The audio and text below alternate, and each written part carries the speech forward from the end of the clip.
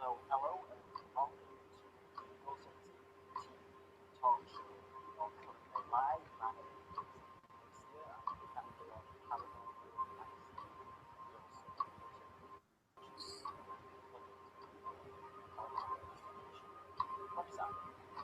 Magazine. My name is Chris Beach. I am a student of parapsychology at the School of Parapsychology, and I'm also an investigator for Norfolk Ghost Hunters in East Anglia in the UK. We are obviously three girls in the dark.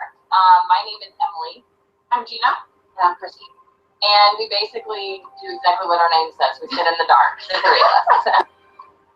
Yeah, I'd echo what you're saying. It's more that we don't acknowledge the way in which that EVP has been captured and presented as evidence for paranormal. You were talking about ethics. Now, let me just show this to people.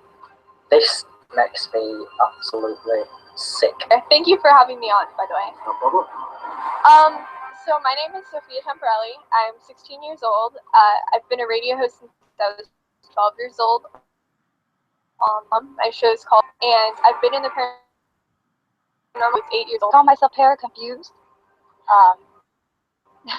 I tend to, when I came into the field, I thought I had my belief system, solid. I think Lee, I've always had an interest in it, to be honest, ever since I was a child. And growing up in this island, this fair green island in Ireland, certainly there are plenty of things which go bump in the night. I think it is very, very important to understand, if you are taking out a product, to understand what it is.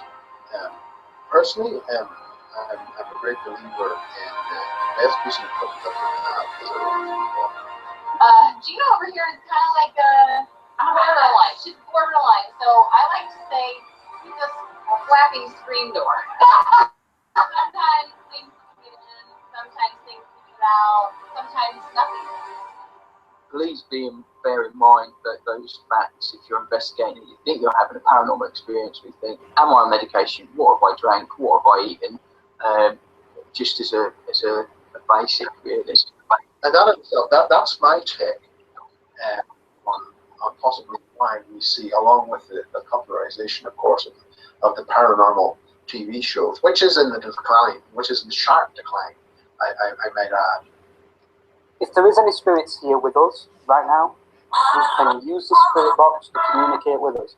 Can you try and say the guy's name who is hosting this show? Can you try and say his name? Can you try and say Lee?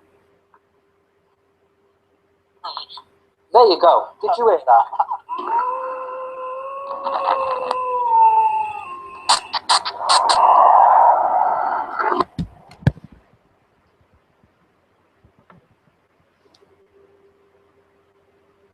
Hello and welcome to the Ghost Hunting TV talk show. My name is Lee Steer, the founder of ParanormalMagazine.com, and we are streaming live on Project Reveal, Paranormal Magazine, Ghost Sightings Database, Viso, Broadband TV, and Get Scared TV. And we are also joined with Katrina. Would you like to briefly tell people who you are? Hey guys, I'm Katrina Weidman.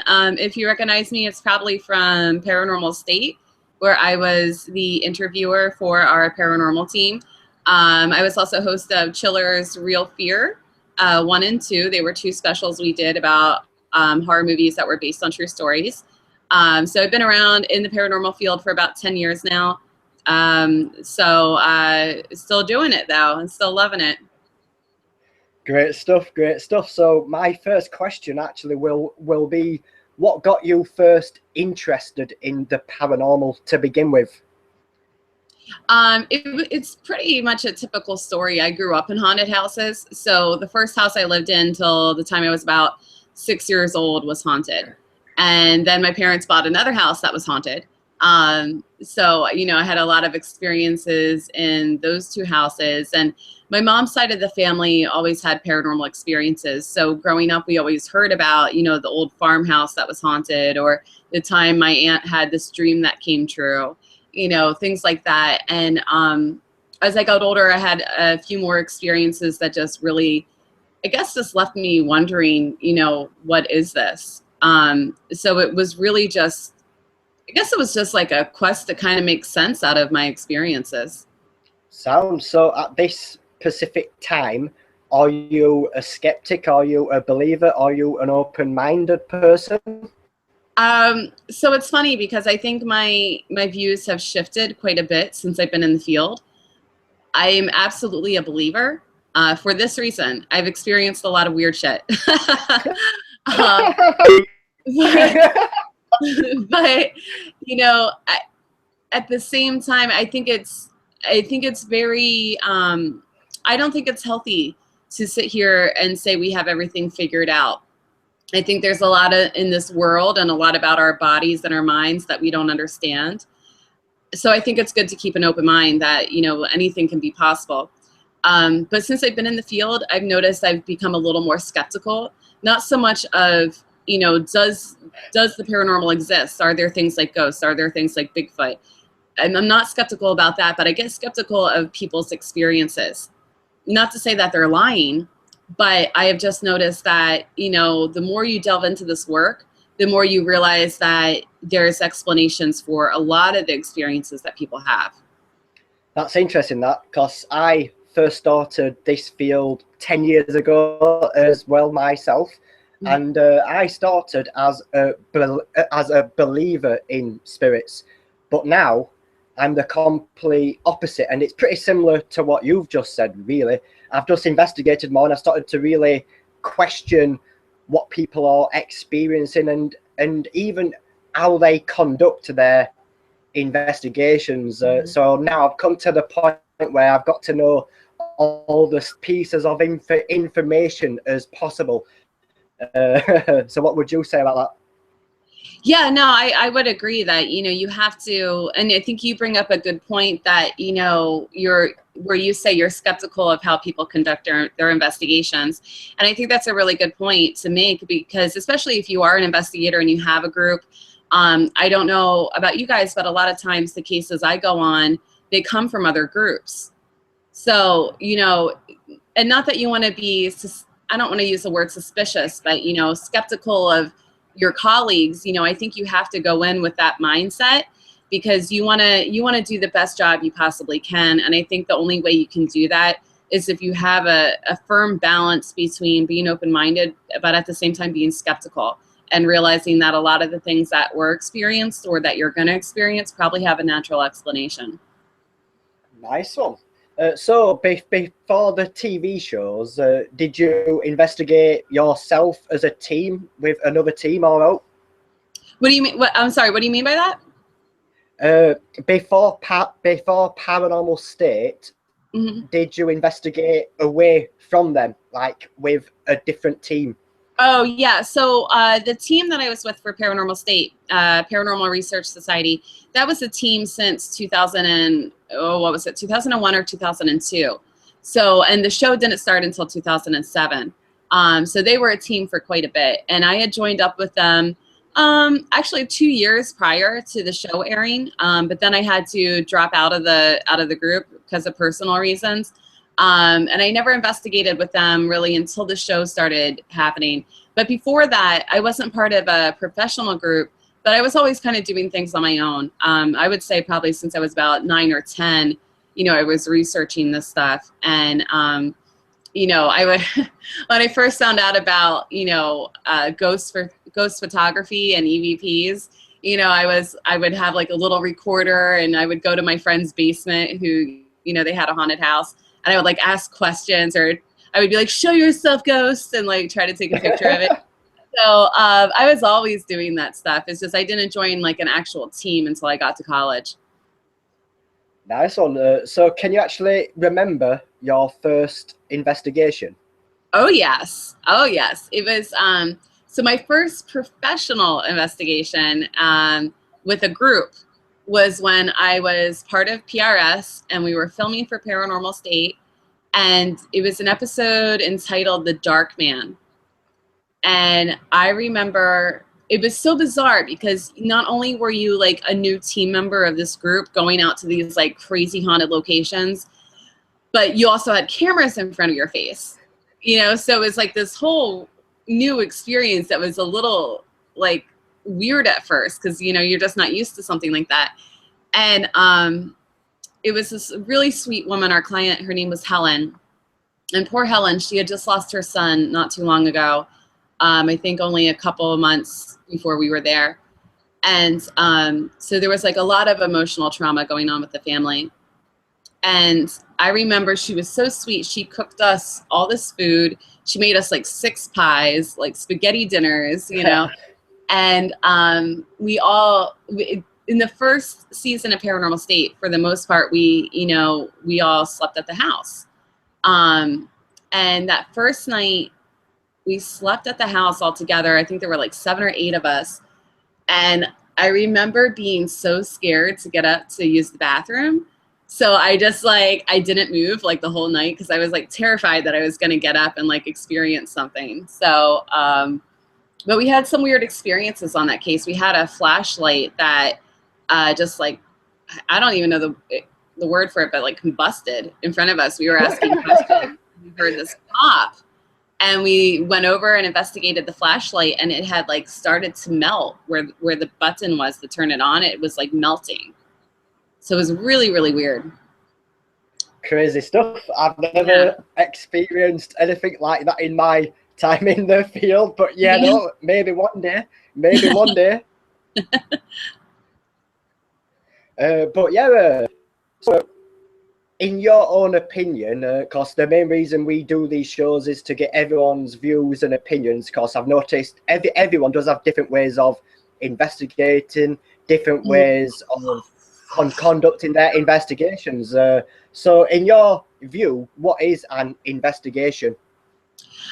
Well, I think it depends on what you're talking about, because there's clients investigations, and then there's investigations where you're, investigating maybe an abandoned place.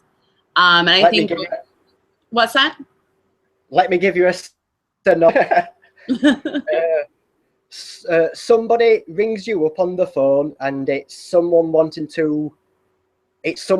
for you to come and check out their property. So what would you do in that instance? In that instance, we have about 3 or 4 interviews to go through, and we would interview the main person who contacted us.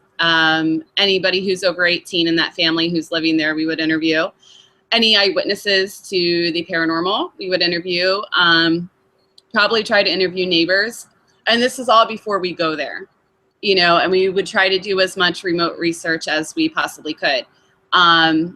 From there, we would go to the house, try to investigate as far as like, do we need to go to the township building to bring up deeds, track down previous owners, see if there's anything about the land that shows up in the history. And then, do more interviews when we get there, try to embed ourselves in the environment as much as we can and see if we experience anything. So that would kind of be the basic outline of how we would handle a client case. And of course, we work with psychologists and everything. So if we felt that there was any kind of trauma going on in the family, or if they had experienced trauma recently, we might bring in a psychologist just to make sure that any real world issues are being handled. That's good. Most teams would not do that. This is the problem with the community at the moment, is that they will get invited into someone's property, and they will not think about the people who are living there. They will think, oh, let's just try to provoke some spirits and try to capture some evidence and then just leave them. Right. And the thing is, we don't know. I always say this, we don't know what the paranormal is. So for all we know, it could be psychological. So, just to bring in a psychologist to at least, document that kind of stuff. Maybe there's something that a psychologist will pick up on that somebody without that training, would easily miss. And, the whole point, at least I think the whole point of us investigating is to try to figure out what this is. So we really have to start looking at every single angle, even if it turns out that the paranormal is completely explainable, as in, it's something psychological within all of us. Yeah, that's true. I know that when I do investigations myself, I tend to attempt to find rational explanations where possible, but I'm not someone who would say I am right and you're wrong. I would just say, this is what I think. Now it's down to you to put two and two together, and you can make up your own mind about what's happening. Right. And that's a great point to make. Nice one. So out of all the equipment out there in the paranormal field, what do you enjoy using? I don't like using that much equipment, I'll be honest with you. The main things I like to use are a recorder, a really good recorder, a 360 mic, a video camera, and like an EMF detector. I haven't seen Your that first person who said a 360 mic. What's that? You're the first person to say a 360 mic. I'm impressed. I think they're great. I've had some really good evidence with them. Some great experiences with them, like DVPs, hearing DVPs. But I like to keep it simple because I am sensitive. So I notice when I use a lot of equipment, I distract myself from picking up on whatever I would naturally pick up on. But, you know, it's good. I have Josh, my friend Josh, who's in my team. We have a team together. He's the tech guy. He's an engineer. So, you know, it's great having somebody like that to do the equipment side of things, because again, we're trying to document and figure out what this is. So, you know, the more, if there's a pattern that we notice with the equipment, that's great. Yeah, that's interesting. I did not know the fact that you was a sensitive. When did you find that out? Oh gosh. You know, probably when I was a teenager, maybe 14 or 15, somewhere. No, you know what? Earlier, because there was one experience I had and I had completely forgotten about it until a couple years ago. I actually think I was doing a radio interview and they had asked me a question about being sensitive, and I remembered this experience when I was about, oh gosh, I must have been, I don't know, somewhere in the realm of like 10, maybe it was about 10. And my mom and I were driving home. She had picked me up from school, and there was a lot of traffic that day for whatever reason. So we were stopped at a traffic light, and it was backed up pretty far. So we were right next to this old farmhouse. And I remember seeing this elderly woman with her elderly husband, and she was on an old swing, one of those swings just made from rope and like a plank, a piece of wood. And he was pushing her on the swing. And I remember I said to my mom, I was like, "Oh, Mom, look at those people. Look at that, you know, old lady and her husband." My mom's like, what people? I was like, "Those people right there. He's pushing her on the swing, you know." And it kind of went back and forth. My mom's like, "There's nobody there." And I'm just like, well, that's weird because I see them. And I remember, you know, thinking back of that experience, what I remember is that they were brighter than everything else, if that makes sense. Almost like a sunbeam was directly on them. So cool. Yeah, so I would say that's probably the first time that I remember seeing something or hearing something or anything that was like, maybe there's an extrasensory thing going on. Nice. So did you start to develop on that in the investigations then? You know what's funny is I think it kind of naturally happens when you do this work.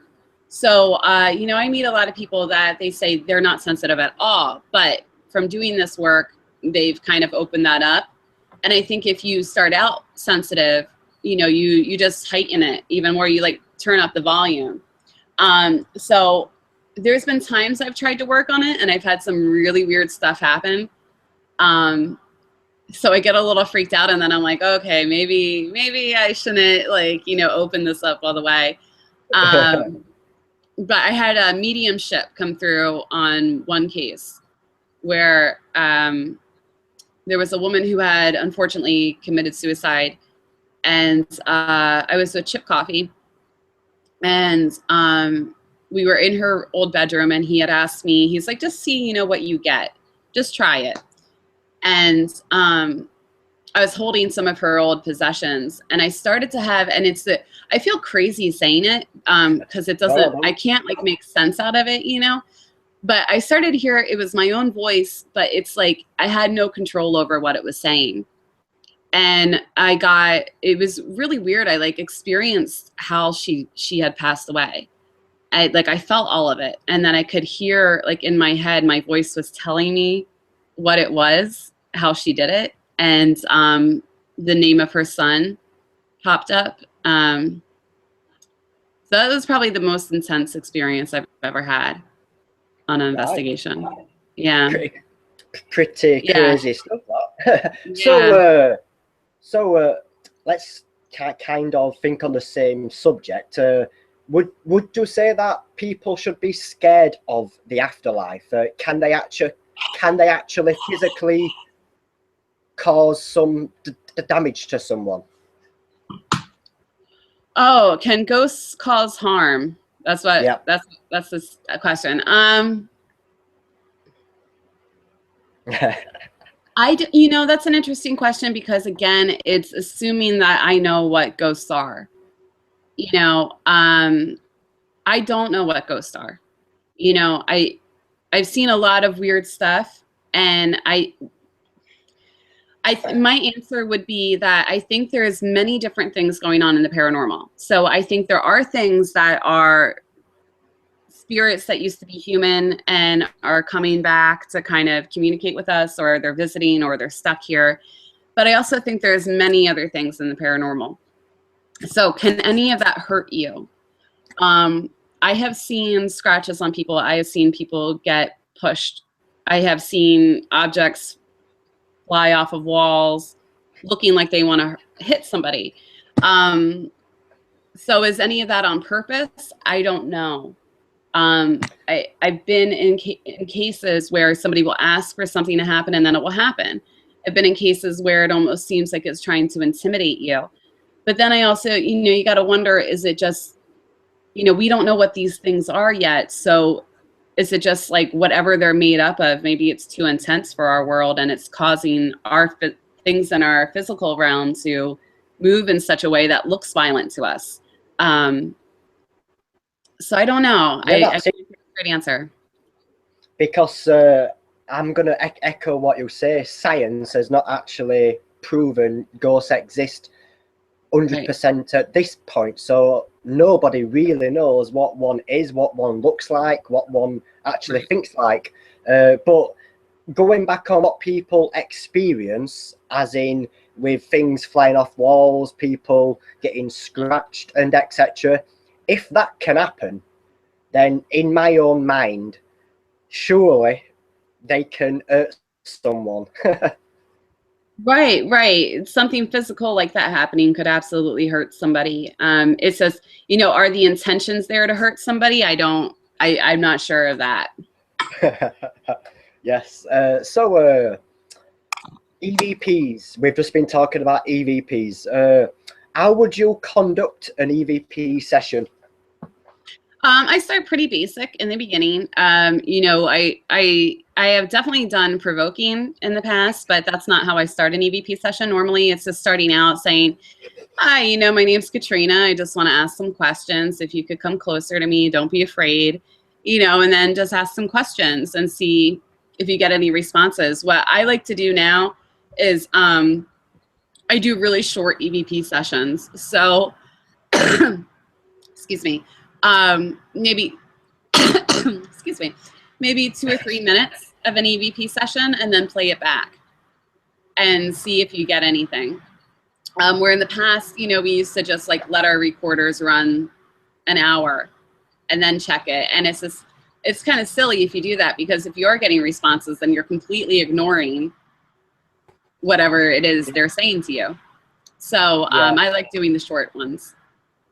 Yeah, I've got to kind of agree with what you're saying, because if you're doing long EVP recorders and if you are actually leaving it to one side, then really you're just making a lot more work for yourself. Yes. And you can't actually guarantee what was around that EVP recorder unless you have a camera watching it. and then Right. a camera watching that camera. But yeah, like the amount of people out there who do long, extremely long EVPs, they're just waiting hours and hours. I find it pointless. I'm like, just do it there and then review it there and then as well. Right. Yeah. Oh yeah. Because I was actually just going through it. I play piano, and whenever I go to play piano at like a practice room or something, I take my recorder with me and just record the session. I have this one recorder that you can't download any of the files. You have to manually like record every file to your computer. It's so annoying. And I had like, I don't know, like 150 files on this recorder. So I'm going through it, trying to get all my music sessions off of it. And I found all these old EVP sessions I have on it, and they're like 2 hours long, each of them. And I've never listened to them, like, you know, and I'm like, oh, there could be some really great stuff on it. But the fact that it's 2 hours long and I can't just, you know, put it into my computer through like a USB, it will take me years to get around to doing it. So. Yep, I agree. But going back on what you mentioned a sec ago, with your 360 recorder, you've got an EVP with that. I've got one myself, and I've never caught nothing. It frustrates me. Yeah.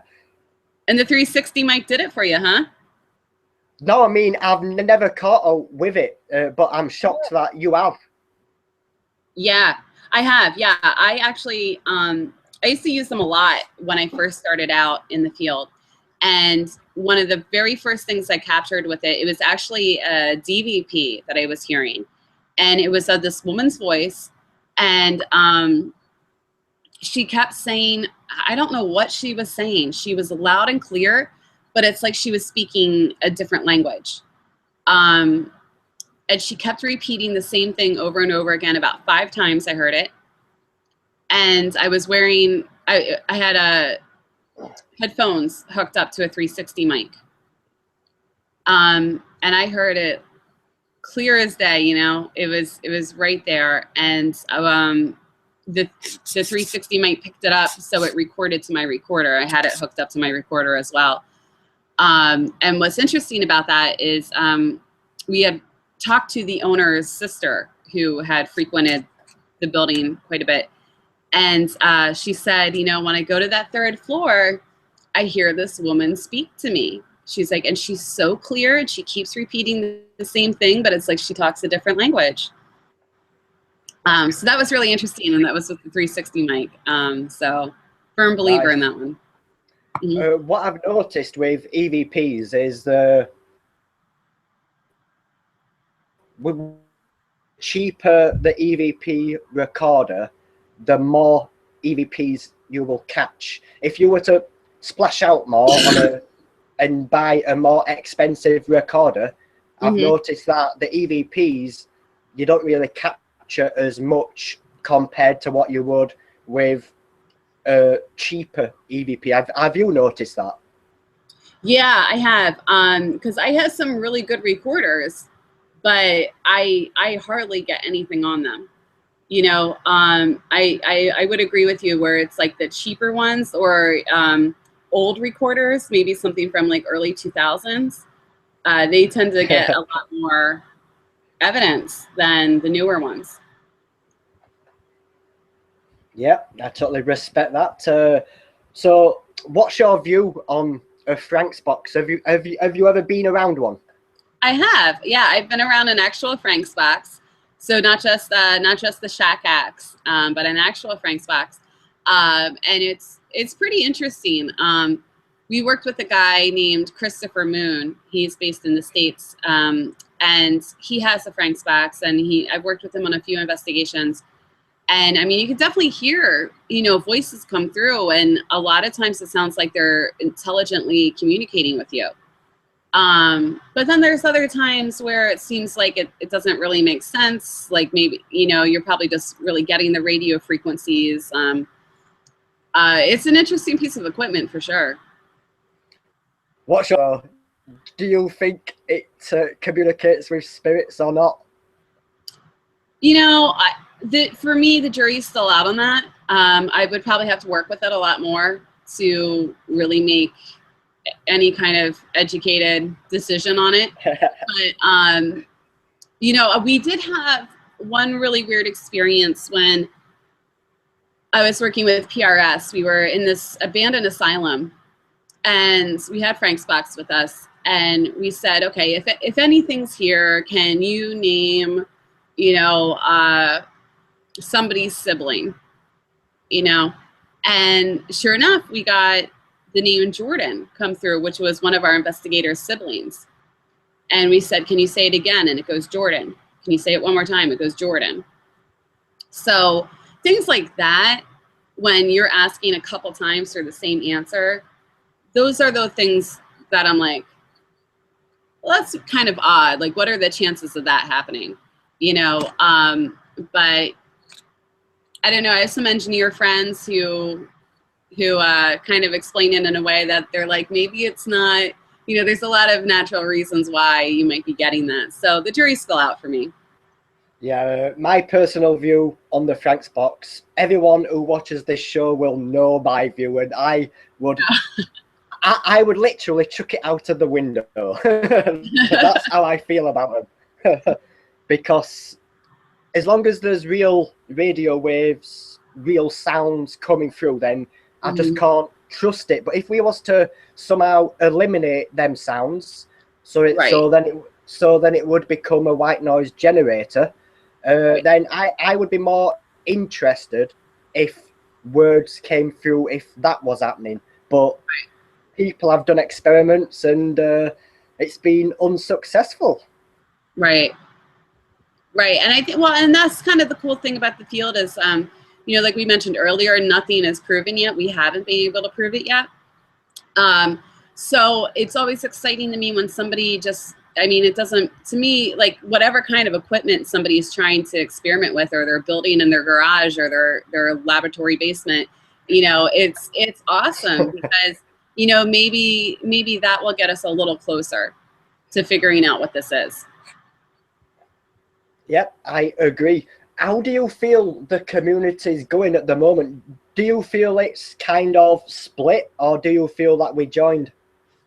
You know, what's funny is I think it's actually, it's a very interesting community to be a part of, because we had, the paranormal kind of goes in waves as far as when it's popular with the general public versus when it's just us who are actually in the field doing the thing.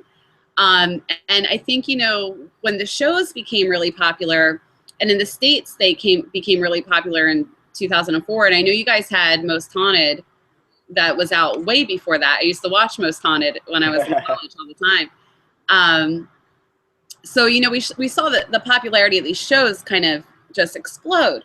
And from that, we got a lot of, I don't know how it is where you guys are, but in the States, we had, I mean, gosh, like every town had at least 7 groups that were going out and investigating. And, you know, there's a lot of great things because of that. And then there's some downsides because of that. But now we've kind of seen in the States that there's not as many shows as there was, you know, 5 years ago. So we're getting a lot of the people who are in it because they really want to be in it. They really have an interest in it. So what I'm seeing where I'm from is a lot of people that they're serious about it. They really want to move it forward. So you're seeing a lot of really cool equipment come out. You're seeing more serious investigators. You know, I run into a lot of psychologists and doctors who are very interested in the field. And, you know, they want to be involved somehow. So I think all of that is great because we're getting a whole spectrum of people with different expertise and backgrounds.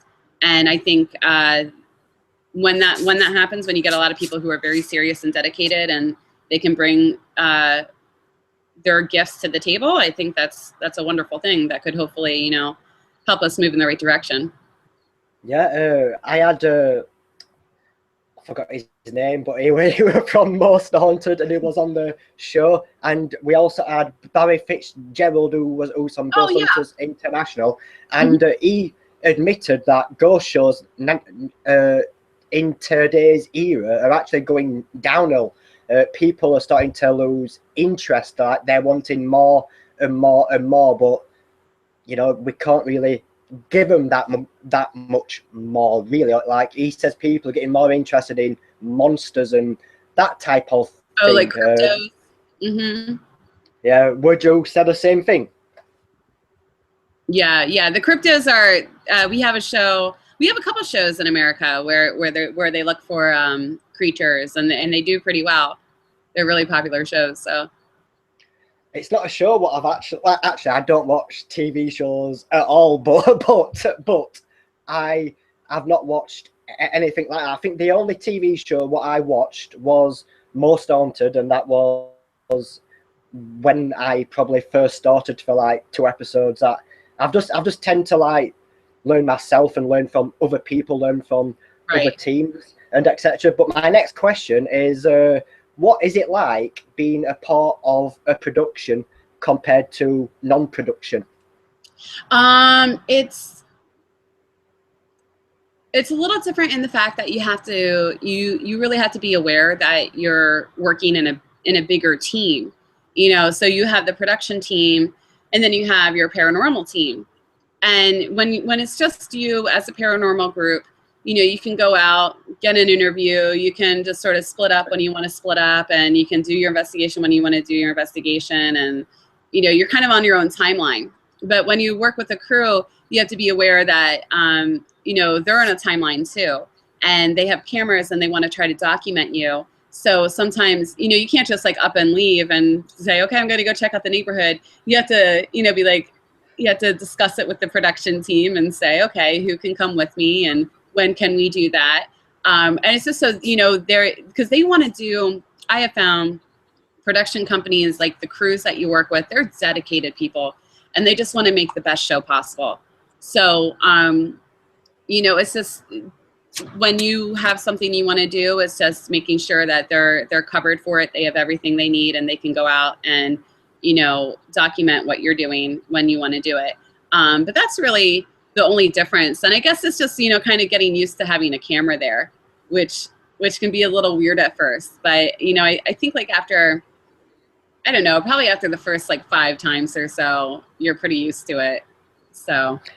Yeah, I actually film a show in United Kingdom, and we basically go about and we film different teams showing how they all have different methods, theories, equipment. it just basically aims to show how everyone works differently, really. And the amount of people what are shaking on the spot because they're not used to like a big camera and stuff like that. It is nerve-wracking, I must give you that, you know. It is a scary experience. So would you say that it's possible with a large amount of people that it can hinder the investigation, so that means make things not happen? Oh, well, yeah, I think, yeah, that's a really good point. Like, because the more people you have when you're actually doing the investigation, when you're trying to collect evidence, the more people you have, the more possibility it is for somebody to maybe shuffle their shoes or to cough, or whisper, you know.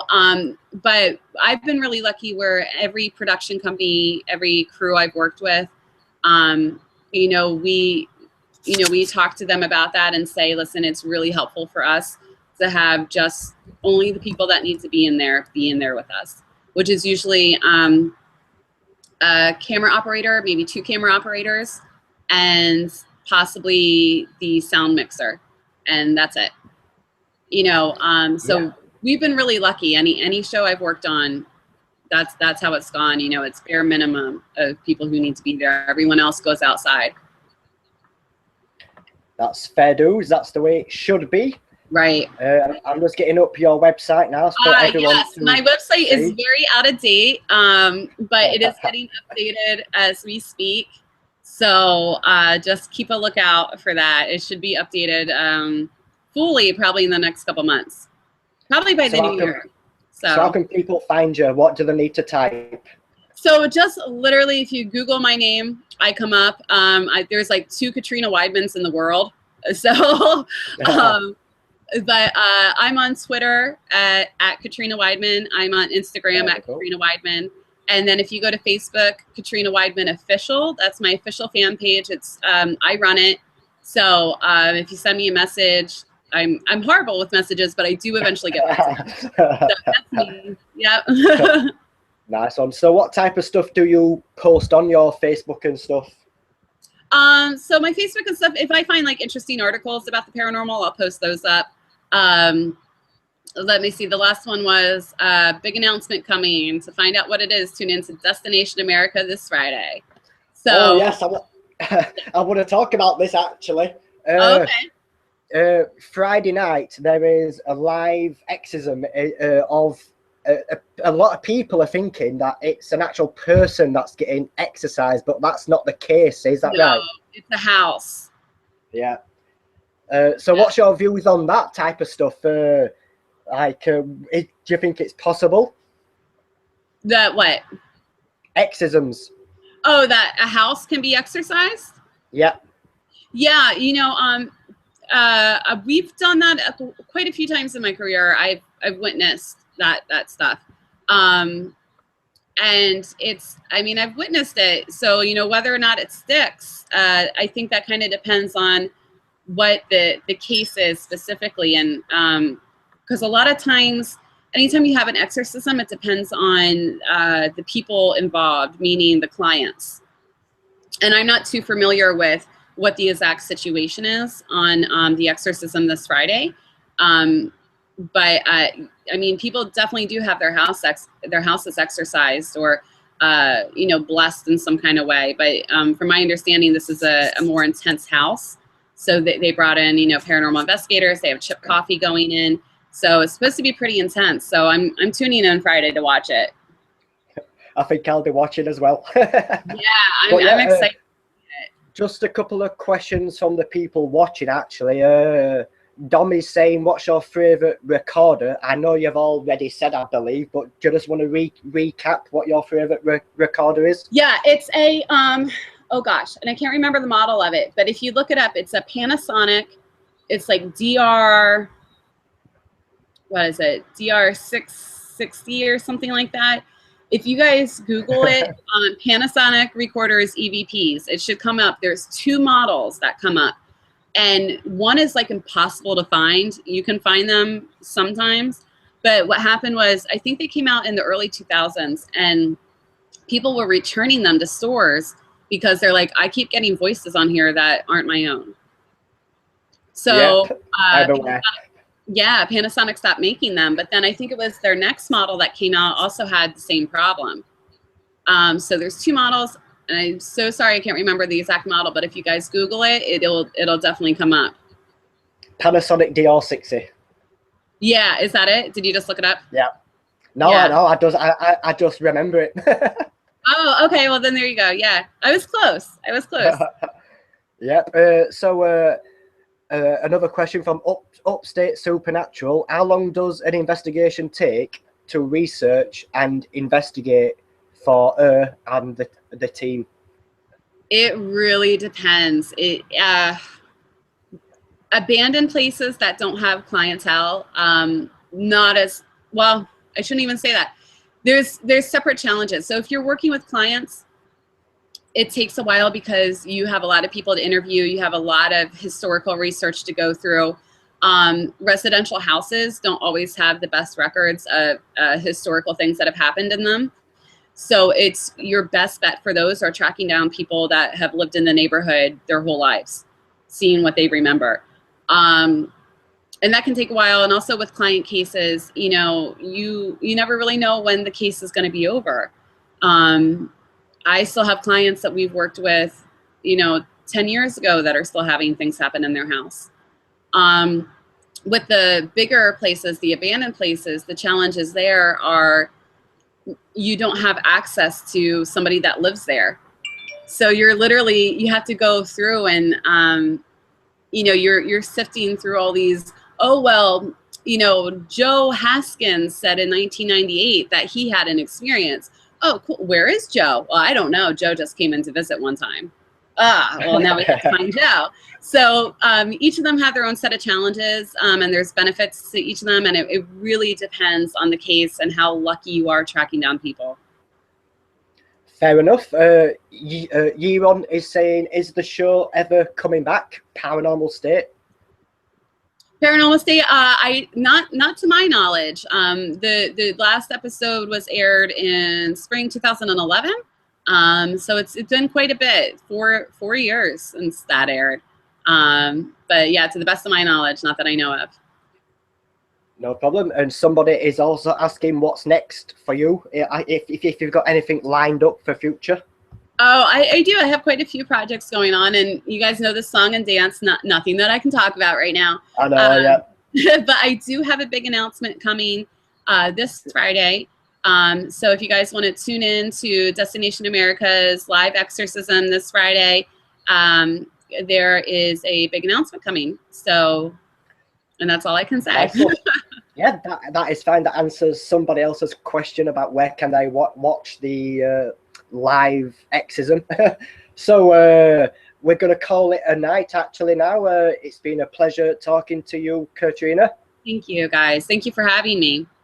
No problem. And I'd like to say thank you for everyone watching on paranormalmagazine.com, projectreveal.com, Get Scared TV, Broadband TV, Viso, Paranormal Database, Ghost of Britain, and whatever else I've forgot. I have no idea. But good night and God bless.